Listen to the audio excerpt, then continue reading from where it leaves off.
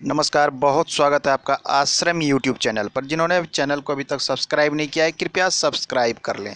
आइए आज का विषय हम शुरू करते हैं। आज हमारी चर्चा का विषय है हृदय रेखा। हम हृदय रेखा की बात करेंगे और हृदय रेखा पर पाए जाने वाले कुछ ऐसे चिन्हों की बात करेंगे जो ये दर्शाते हैं जातक के विवाह तथा प्रेम संबंध के संबंध में सफलता और असफलता को दर्शाते हैं, इंसान के स्वभाव को बताते हैं, विचार को बताते हैं। इसकी चर्चा करें। ये हमारी है हृदय रेखा। ध्यान दें, ये बुद्ध क्षेत्र के नीचे से ही शुरू होना माना जाता है। इस प्रकार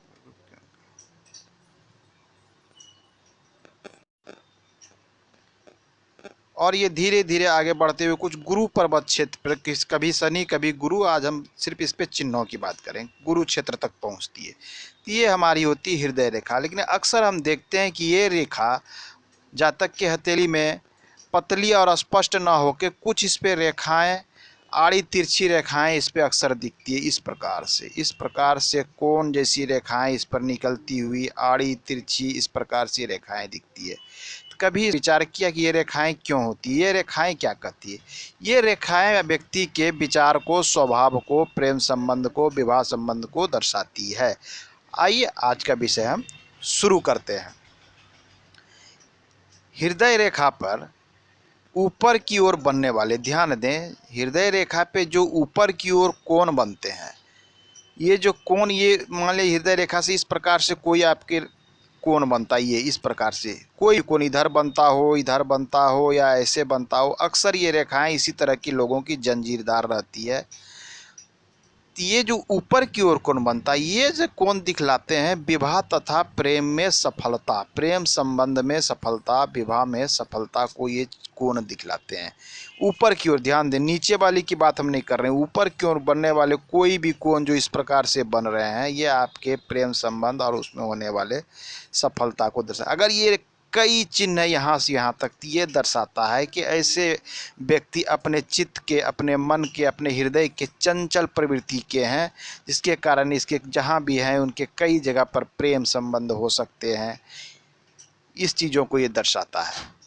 अब है कि यही चिन्ह अगर नीचे की ओर बनता हो, मान लीजिए ये चिन्ह इस प्रकार से नीचे की ओर बन रहा है, नीचे की ओर कई एक कोण चिन्ह बन रहा है, तो यही चिन्ह जब हृदय रेखा के नीचे बन जाता है तो ये फिर आपके प्रेम संबंध में और विवाह संबंध में असफलता को दिखलाता है। मतलब आपकी परिपूर्णता नहीं होगी, आप सफल नहीं होंगे।